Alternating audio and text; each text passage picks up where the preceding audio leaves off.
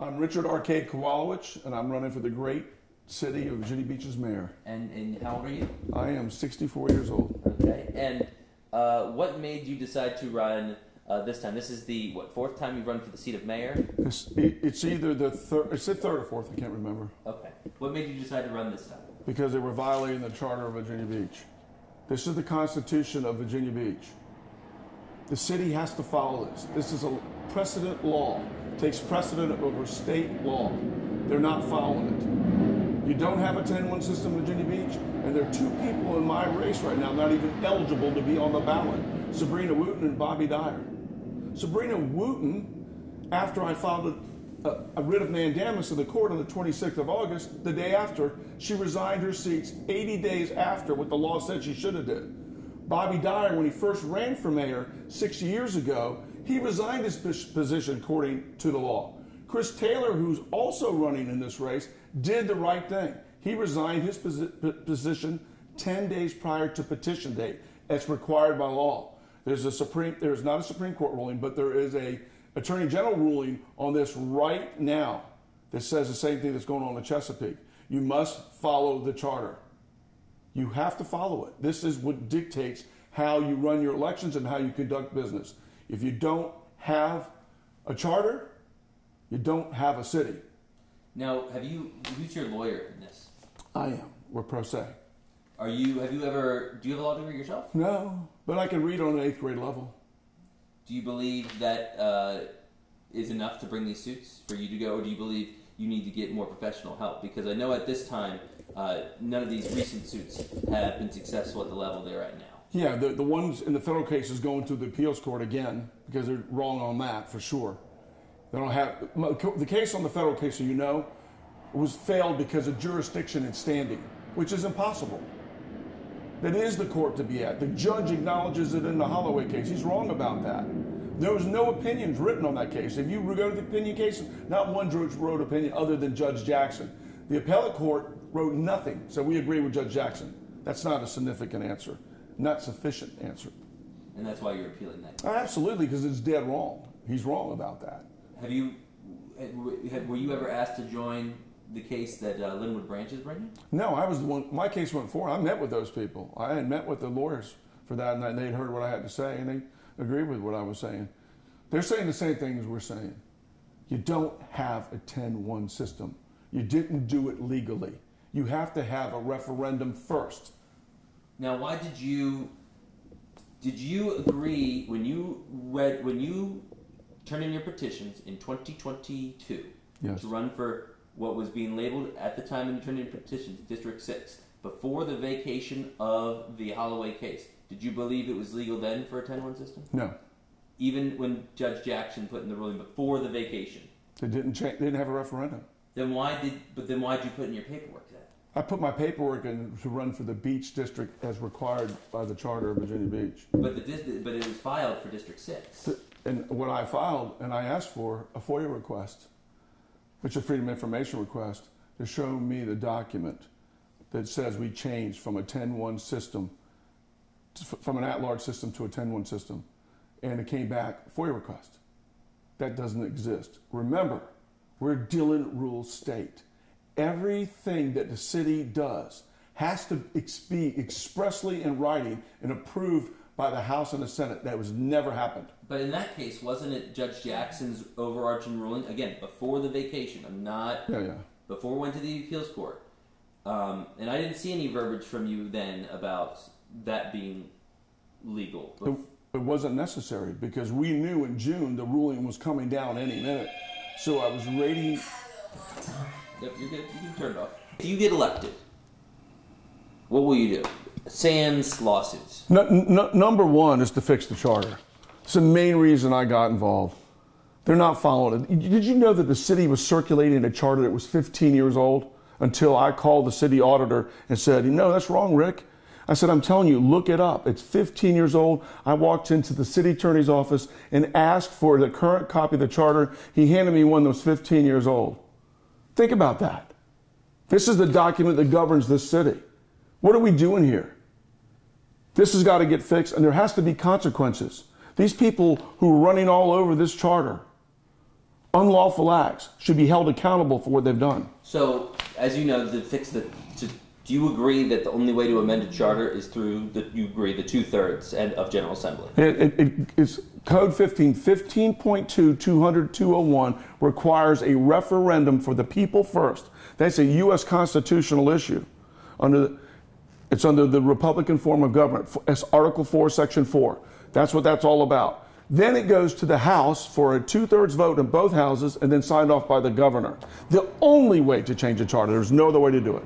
Okay, so as mayor, how will you get 6 votes to join you in scheduling these referendums? Absolutely, it'd be easy because it's the law. There's no refuting this. There's no disputing this. It is the law. It's in black and white. There is no gray here. There's no maybes, no coulds. The word is used, shall. Shall is an absolute word in law. And that's the language they're using in the law. You shall do it. But how will you, as you are well aware in your campaign, there are people that disagree with you. How will you convince them your way is right to vote for you if you're in that leadership position, mayor? Yeah, well, first of all, let's talk about that, what you just said, leadership position. A mayor and a council is one and the same. A mayor is a councilman. There is no more power than a mayor has in a council person. It's a ceremonial position. You just sit up front and have the gavel, pound, pound, pound, and organize. Everybody else has the same exact power. My position is very simple. If you're not following the law, you're not following your charter, you don't have a city. Now, how many people are going to refute that? Because I didn't write any of this. And this is clear black letter law. I have 2 attorney general opinions on it. I have a court ruling on it in the David Nygaard case. Nobody believed me on that either. Guess what happened there? He was out because he didn't live in the district. He didn't follow the charter. The charter is the gospel. Attorney General Mayoral just ruled that in the Chesapeake case. You have to follow the charter. He just ruled this in the Hopewell case July 1st. You have to follow the charter. If it's not in the charter, you can't do it. Whatever the charter says, you must do. There's 233 charters in the state of Virginia. The Dillon Rule regulates all that. The mommy and daddy, the Senate and the House, have to give permission to the localities to do what they do. And it has to be expressly in writing. You can't do it on a phone call. An ordinance can't trump the charter. An ordinance doesn't trump anything. It's the lowest of the laws. And that's what's going on here. They wrote an ordinance, ex post facto law, after they ran the election. Knowingly did that. It's a video document on that. This has to be fixed. You can't have government writing laws whenever they want to write laws. They must follow laws. There's a process to change the law, and they're not doing it because they think they're above the law. And that's a fact. Now, what do you think? I want to make sure, though, I ask about other priorities. Sure. If you're mayor, and you answered some of those, and I want to give you the chance to talk about that now. What else, aside from looking to get the General Assembly to pursue charter changes, what other priorities would you have if you are elected to the seat of mayor? 2 things are critical, and I've been talking about this for 20 years. We're 50 to 100 police officers short every year. We're budgeted 800 police officers. For a city our size and population, we probably need 1,200 police officers in the city of Virginia Beach to do the job properly. So overtime pay can go away, and these people are not as tired to do their job. So I'm going to fight for 1,000 police officer force. So that needs to happen immediately for public safety. We need to be proactive, not reactive. This city's been reactive, not proactive. And what has to happen immediately? Stormwater. I've been talking about this for a long time. The city of Virginia Beach has collected in the last 20-some years almost $800 million in stormwater fees. We just have $576 million bond that was approved 2 years ago that I was opposed to because it didn't need to be. Our stormwater maintenance needs to be fixed immediately, and it needs to be maintained on an annual basis because that is the only thing you can do to stop the big flood. Help stop the big flood. You're never going to stop it all the way. If you have a 100-year storm that comes here like we did, 12 to 20 inches of rain, you're going to have problems. It's just how Virginia Beach is shaped. Watersheds 2 ways, that way and that way. That's it. So you got to protect that. That has to be done immediately. We got to get out of these bad public-private partnerships. They are killing us. How is it this city has no growth, school enrollment's down, but we got more revenues than we ever did, and they keep raising taxes? In the worst economy we've seen in 50 years, there are people in this city that are struggling. They need help, and I will immediately address these issues issues immediately. And I think I'll have plenty of votes to go along with both these two issues because they're involving the public. The big one, too, what has to happen, and it has to happen immediately, and I want to put this in the charter change. We are a nonpartisan race. You should not have partisan politics ever in local government because there's no D's and R's in roads, there's no D's and R's in schools, there's no D's and R's in police officers or teachers. We got to get it out of there. All the work that we're supposed to do is for the people. It's the people's work. We have to make sure we save them as much money, do the right things, promote right growth. Those are things that we can do that's easy to do. You know what the hardest thing to do as a councilman is? To walk in the shadows in the middle of the night with no lights on them. They can sneak around cutting their deals like it's happening right now. That's what's going on here. These are deals that are not good for the city, that compete with the private sector and should never happen. And I've talked about these issues for a long time. Enough's enough. It's on my sign for a reason. Enough is enough. That's been your campaign slogan for several years. Do you get that? You've run several times. 10 times. 10 times. And I'm sure you're not oblivious to the criticism and some people poking fun at you doing this. How do you take that in when people just go, oh, RK's crazy, he's running again? How does that hit you? So here's two things. People, when they meet me, they go, RK, you're not at all like I thought you'd be. And I would joke back and go, what do you think, I was going to eat you? And I made this point to somebody just the other night after a very successful show up.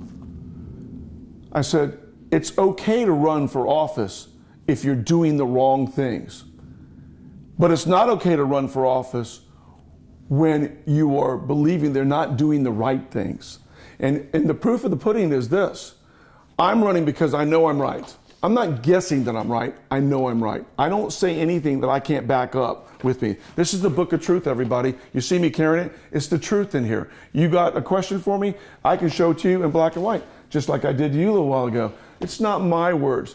These are things that are important. We need to get the government back on track. It's not their city, it's our city. It's we the people's city. And that is critical for success. It is critical for success. And I believe, and I know I can fix this. Now it's up to the citizens to make the choice. Because it's easy for me to tell the truth. Like if you're not believing me, that's one thing. Follow these words.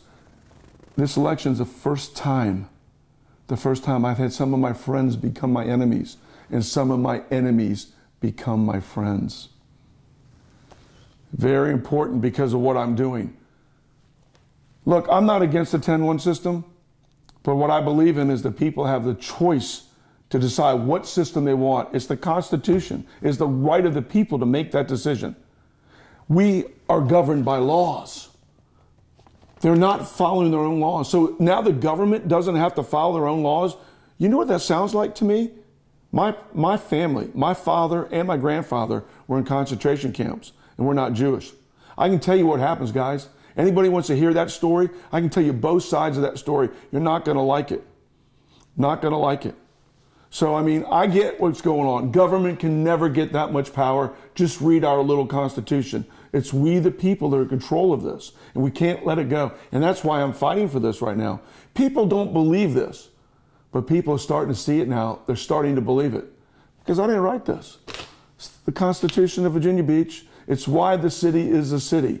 This charter makes it a city. Without it, without this, you don't have a city. This is a precedent law. This law is a superior law over all general law in the state, all ordinances, and some state constitutional issues as well. This is a big time problem, and it's a huge mistake. And I just want to clarify, you believe now through another lawsuit that Barbara Henley should have never been reelected as many times. It was illegal.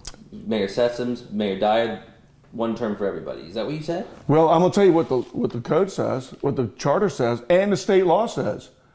Your term expires when your duly elected successor has been elected and qualifies. There is no language in our charter or in the state that says anything different. There's only 14 cities in the state of Virginia that have language that says you can be your own successor for as many times as the public will have you. It is not in our language. And there's a reason for that. Because if you hold a seat, it's called dual offices, right?